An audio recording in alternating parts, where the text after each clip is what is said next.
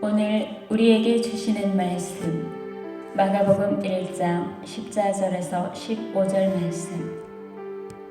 요한이 잡힌 후 예수께서 갈릴리에 오셔서 하나님의 복음을 전파하여 이르시되 때가 찼고 하나님의 나라가 가까이 왔으니 회개하고 복음을 믿으라 하시더라.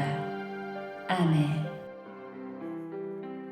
오늘 말씀은 예수님의 공생애의 첫 사역을 기록한 매우 소중한 사건의 말씀입니다. 예수님은 공생애를 시작하시면서 제일 먼저 하시는 일은 하나님의 나라를 소개하는, 복음을 증거해 나가는 설교였습니다. 예수님의 사역의 중심이 무엇이었냐면 설교였지요. 그래서 오늘날 교회 예배를 드리게 되어질 때에 예배 중에 기도하고 찬송하고 설교가 있고 봉헌을 하는 시간들이 있지만 우리 예배의 중심 속에는 설교가 중심이 되어지는 이유가 바로 여기에 있는 것입니다. 예수님의 사역의 설교를 우리 주님은 이야기를 하면서 그분께서 그들에게 이르시되 내가 반드시 다른 도시들에도 하나님의 왕국을 선포하여야 하리니 이런 까닭으로 내가 보내어졌노라 라고 하시면서 말씀을 증거하는 이유를 거기에 두시었고, 또한 제자들에게도 예수께서 그에게 이르시되 죽은 자들이 자기들의 죽은 자들을 장사 지내게 하고 너는 가서 하나님의 왕국을 선포하라고 하시면서 예수님은 하나님의 나라를 선포하셨고, 또한 제자들에게도 하나님의 나라를 선포하라고 복음의 증인들로 그들을 내보내셨습니다. 오늘 그래서 말씀에는 이렇게 시작을 합니다. 요한이 잡힌 후라고 하는 말로 시작되어지는 말씀인데, 세례 요한은 지금 안티파스라고 하는 그 나라의 왕권을 쥐고 있는 사람에게 체포되어져 구금된 상태입니다. 당시 헤롯 안티파스의 동생 헤롯 빌립이라고 하는 동생이 하나 있었는데 그의 아내 이름이 헤로디아였습니다. 헤롯 안티파스가 그 동생 아내를 빼앗고는 자기 아내로 삼았다는 것입니다. 세례 요한이 그 소식을 듣게 되어지자 그 왕에게 이 일을 책망을 하게 되어지자 왕은 그걸 불편하게 여기면서 헤롯 안티파스가 바로 세례 요한을 잡아다가 옥에 가두었습니다.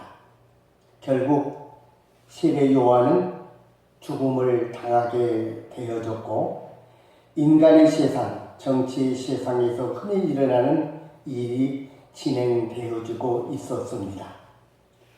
그러므로 요한이 잡힌 후라고 하는 말씀의 배경 속에는 이런 인간의 더러운 모습들이 함축되어져 있어요. 동생의 아내를 탐하는 욕정에 불탄 불륜이 존재하고요.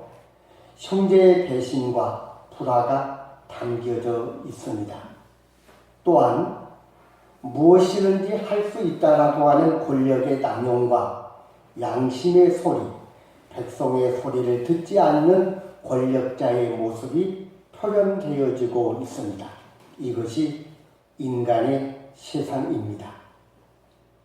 권력과 힘 있는 사람들에 의해서 돌아가고 있는 것, 이것이 바로 세상이라는 것입니다.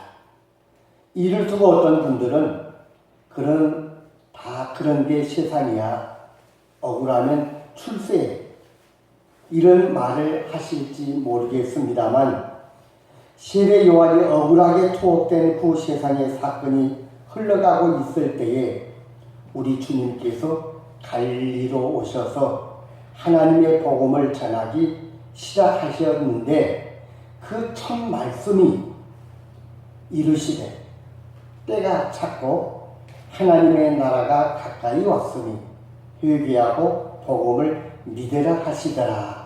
이런 말씀이었습니다. 요한이 잡힌 후에 또 다른 사람이 억울하게 잡혀서 죽게 되는 이러한 세상의 시간 속에서 하나님의 나라가 가까이 왔다는 것입니다. 즉 주님은 하나님의 나라가 이 세상 속으로 들어왔고 그분의 사역과 더불어 시작되어졌다는 사실을 선포하는 매우 흥미롭고 진지하면서도 중요한 시발점이 되어 주셨습니다.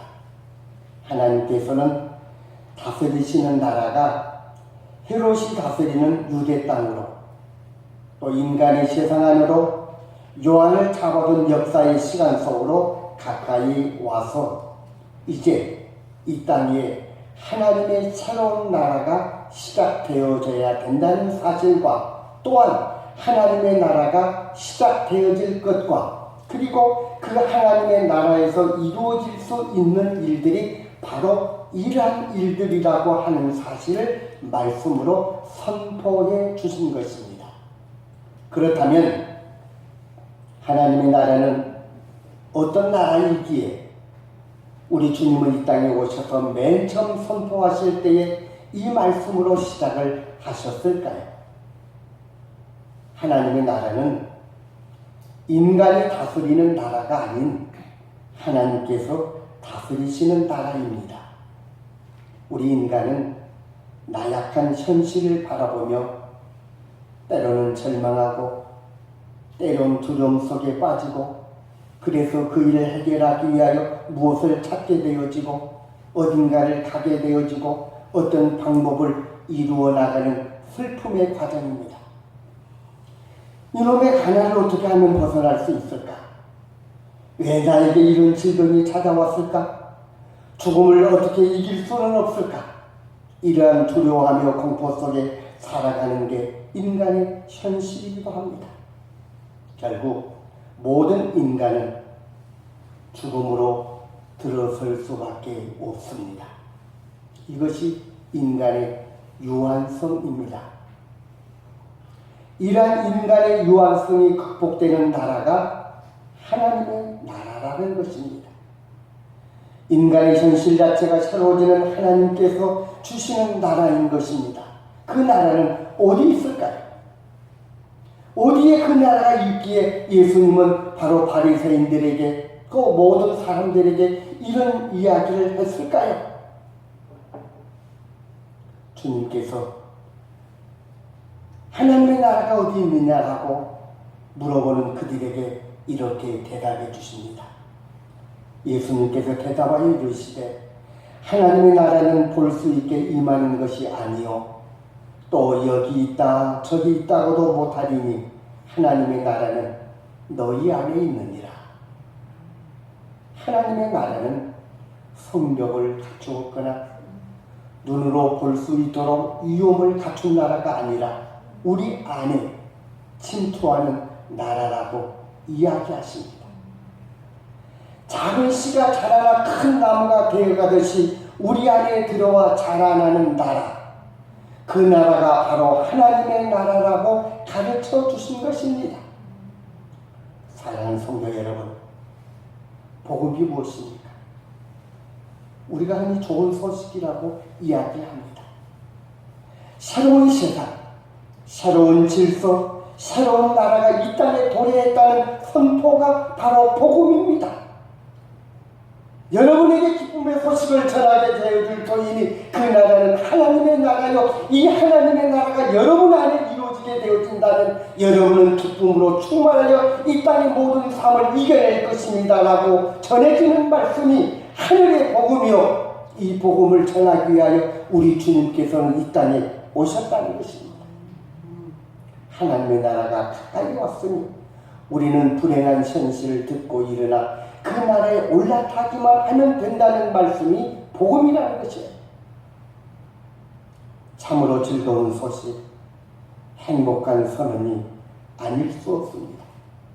돈으로도 갈 수 없고 권력으로도 갈 수 없고 세상의 힘으로도 갈 수 없지만 나에게 찾아오고 있는 그 기쁨의 소식을 받아들이고 그 기쁨의 소식이 내 안에 들어와 나를 새로운 세계와 새로운 시간과 새로운 공간으로 이끌게 되어질 때에 내가 그 속에 들어가 그 안에 안주하고 그 안에 들어져 있음을 나를 발견하게 되어질 때에 내 안에는 하나님의 나라가 이루어져 세상의 근심과 걱정과 두려움으로 늘 슬퍼하는 인간의 삶을 기쁨과 즐거움과 행복으로 이루며 소망을 갖게 하신다는 것, 이게 바로 복음입니다.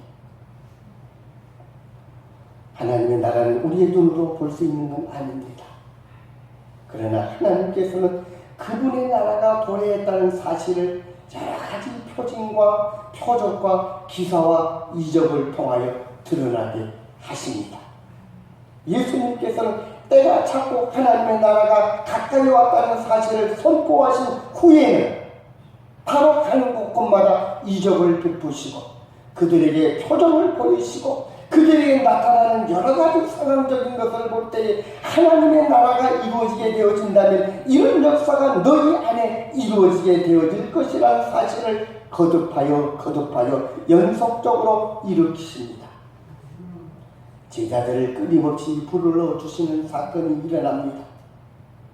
또 하나는 표징과 표적을 보여주시는 사건으로 하나님의 나라가 점점 이 땅에 크게 이루어져 가고 있습니다. 사랑의 역사를 통하여 공의로움을 통하여 정의가 흐르는 하나님의 나라를 눈으로 직접 보여주시진 아니하셨지만 그 나라가 이미 와 있다는 사실을 증명해 나가고 있는 현실적인 예수님의 상황이었습니다. 하나님의 나라가 가까이 왔다는 말씀 이후에 주님이 행하신 수많은 사역들이 등장하고 있는 이유입니다.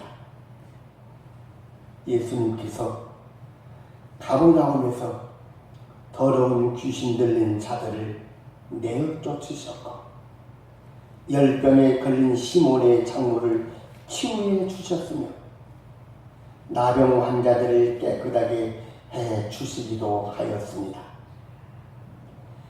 하나님께서 친히 개입해 주셔서 치유가 불가능한 병이나 극복하기 어려운 문제들을 회복시켜 주심으로 그분의 나라가 이렇게 왔다라고 하면서 그들의 마음속에 기쁨뿐만 아니라 그 일을 바라보고 있는 모든 사람들에게 희망과 소망을 안겨주셨습니다. 이게 바로 하나님의 나라라는 것입니다. 하나님께서 친히 개입해 주셔서 치유가 불가능한 병들, 이런 모든 문제가 일어나지 아니하도록 새로운 힘과 꿈을 남겨주는 회복의 역사가 일어나고 있었습니다. 날이 저물어 가는 시간에도 모든 병자들과 귀신 들린 자들이 주님 앞으로 나오니 주님께서 그들을 고치시고 치유해 주셨다고 성경은 증언하고 있습니다. 물론 병이 낫고 귀신이 쫓겨나는 것이 하나님의 나라가 실체라는 것은 아닙니다. 병이 낫지 않는다는 이유로 하나님의 나라가 임하지 않았다고도 말할 수는 없습니다. 귀신들이 내어 쫓기는 일이 하나님의 나라의 실체를 모두 담고 있는 것이 아니라는 말씀입니다. 이것은 하나님의 나라가 이루어지고 있는 과정 속의 그림자일 뿐입니다. 그럼에도 주님께서는 표징과 표적을 통해서 하나님의 나라가 우리 곁에 가까이 붙어있다는 사실을 끊임없이 알려주고 깨닫게 하시기 위하여 그 기억 같은 역사를 이루어 가셨습니다. 그렇다면 여러분, 하나님의 나라가 가까이 왔다면 우리는 무엇을 어떻게 해야 합니까? 어떻게 하나님의 나라에 들어갈 수가 있을까요? 오늘 우리 주님은 우리들에게 분명하게 그 길을 이렇게 가르쳐 주고 있습니다. 때가 찼고 하나님의 나라가 가까이 왔다는 직설적인 말씀을 이어서 명령어법인 말씀을 나타내 보입니다. 회개하고 복음을 믿으라 하시더라. 하나님의 나라에 들어가는 방법은 회개와 복음에 대한 믿음이었습니다.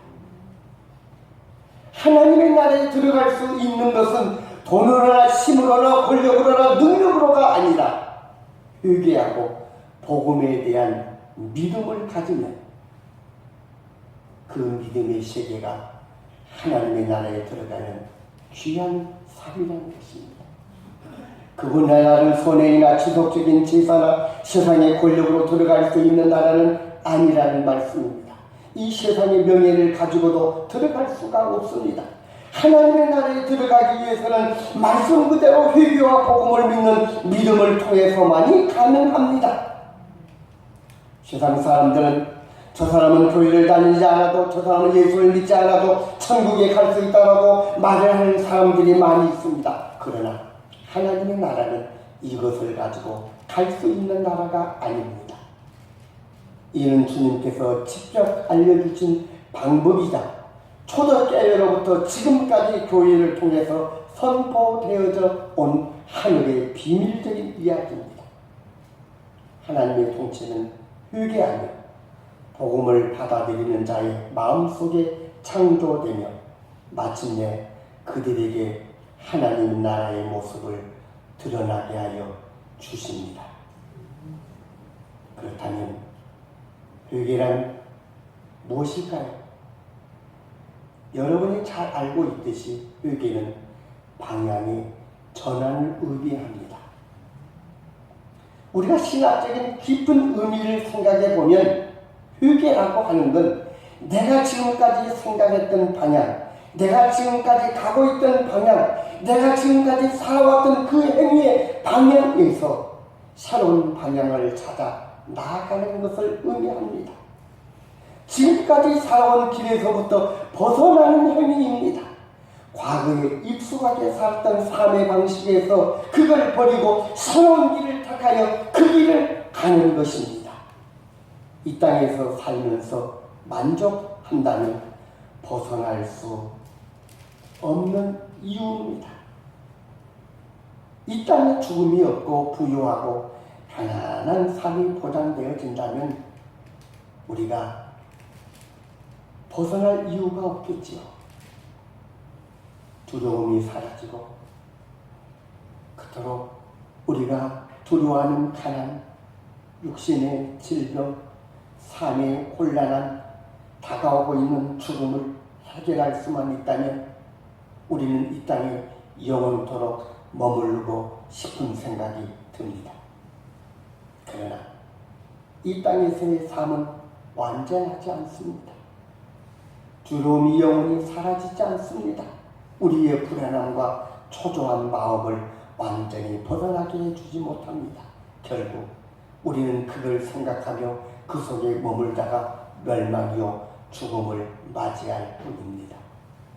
그러므로 회개는 이런 식으로 살면 희망이 없어 라고 생각하는 길로부터 나오는 행동입니다.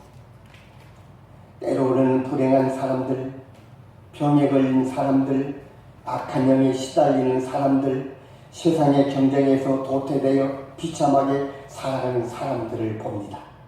그러면서 과연 이것이 세상인가? 과연 내가 이 세상에서 벗어날 수 없는가? 벗어나지 못한다면 이 세상은 희망이 없는가? 결국 나도 이렇게 되지 않을까?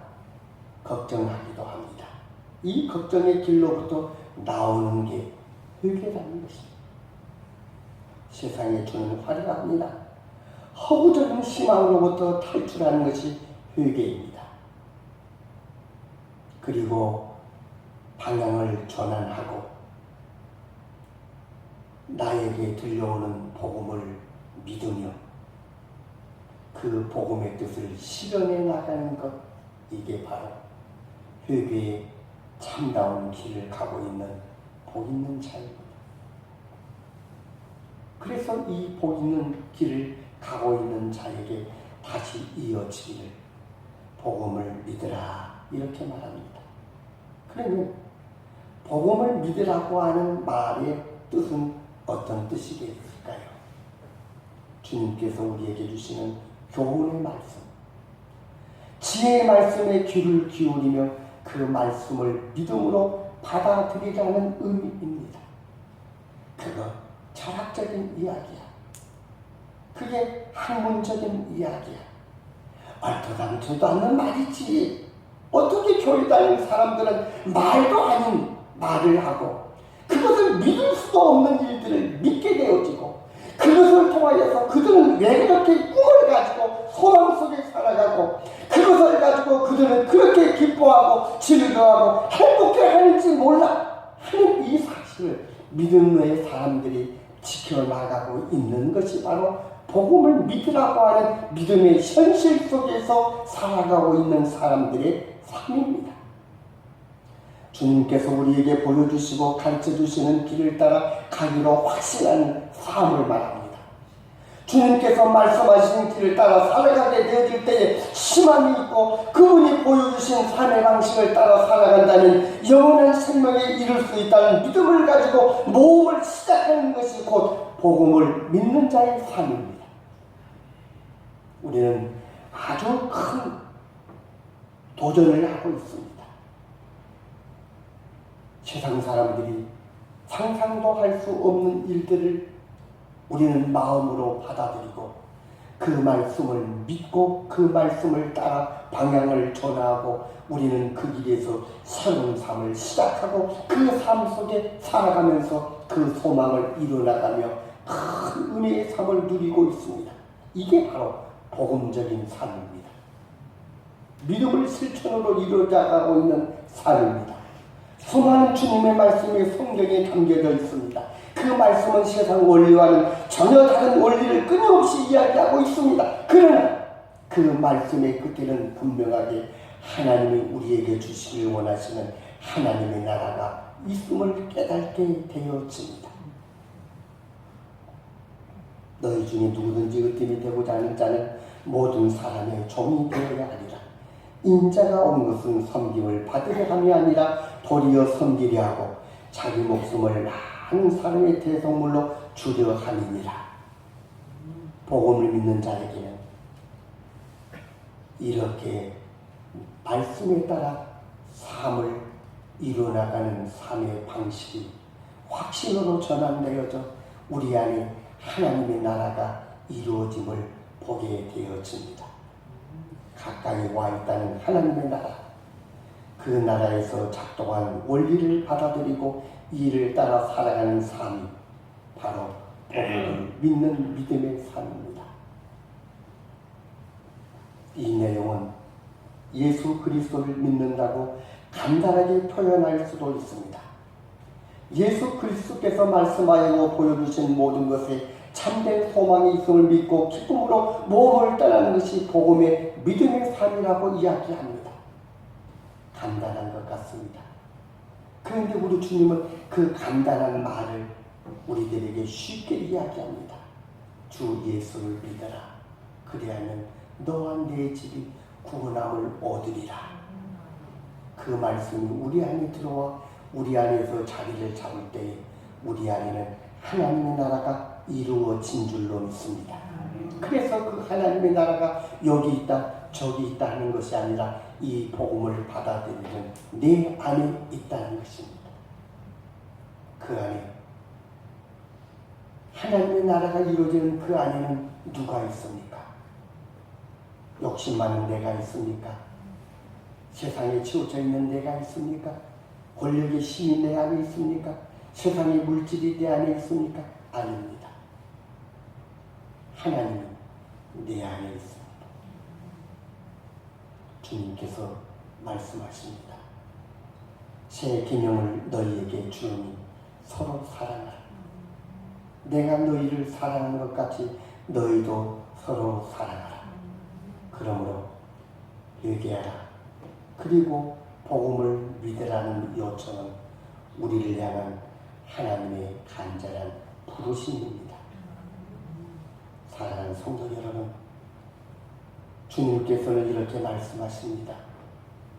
회개하고 복음을 믿어라. 하나님의 나라가 가까이 왔다. 나를 따르라. 살고 싶으면 나와 함께 가자고 말입니다. 하나님의 말씀을 듣고 이 말씀이 새로운 소식, 복된 소식임을 믿고 그 복음을 받아들이고 내 안에 들어와 이루시는 하나님의 나라 안에 내 삶을 이루게 되어질 때에 우리는 하나님을 따르니 하나님과 함께하니 우리에게는 하늘의 나라를 이루어나가는 축복인 줄로 믿습니다. 예수님이 세상에 오신 이유도 세상에 오셔서 제일 처음 시작하신 일도 십자가에 달려 죽으심도 마지막으로 제자들과 교회와 성도들에게 분부한 말씀도 바로 하나님 나라와 회개의 복음을 세상에 널리 전파하여 사람들이 회개하고 복음을 믿어 구원함을 받게 하는 이 일입니다. 회개하고 복음을 믿고 하나님의 나라의 복음을 널리 많은 사람들에게 전파하는 이 일이 바로 우리 교회와 온 성도들과 내가 최우선적으로 해야 할 가장 우선적인 일이라는 사실을 예수님의 첫 행보를 통해서 담고 배우는 우리 성도들이 되시기를 바랍니다. 그것이 바로 하나님 나라에 임하는 우리의 길이요 그 안에 거하고 있는 자의 삶입니다. 사람들에게 우리 주님은 맨 처음 하시는 말씀이 바로 이것이었습니다. 하나님의 나라에 가까이 왔으니 회개하고 복음을 믿으라. 하나님은 처음에 이 말씀을 증거하시면서 이 말씀이 어떤 말씀이라는 사실을 3년 동안 내내 표적과 이적과 기사 보여주시었고 그 하나님의 나라에 이루어지는 사랑은 바로 목숨까지도 우리에게 주신다는 특별한 은혜를 우리에게 나타내 보이시면서 십자가의 공로로 우리에게 온 인류를 구원하시는 하나님의 기적을 나타내 보여주셨습니다. 사순절 세 번째 주간입니다. 부활이 시작되어지고 새로운 세상이 시작되어지는 가장 중요한 시점에서 내 삶을 다시 한번 점검해 보십시다. 하나님의 나라가 내 안에 이루어졌고 우리는 새로운 전환과 그리고 복음을 받아들이며 복음 안에 씨앗이 싹이 나고 있어 자라고 있는지 확인한다면 우리의 하나님의 나라는 지금 우리 안에 거하고 그 안에 하나님이 계시고 하나님은 우리를 다스리시사 늘 평안과 안식으로 우리의 삶을 인도하여 주실 줄로 믿습니다. 하나님의 나라가 임하여져 하나님이 이루시는 평안과 안식이 바로 이 말씀을 받아들이며 이 말씀대로 삶의 방향을 따라 나아가고 있는 여러분과 여러분의 가정 안에 이 평화의 나라가 이루어지기를 주의 이름으로 간절히 축원합니다.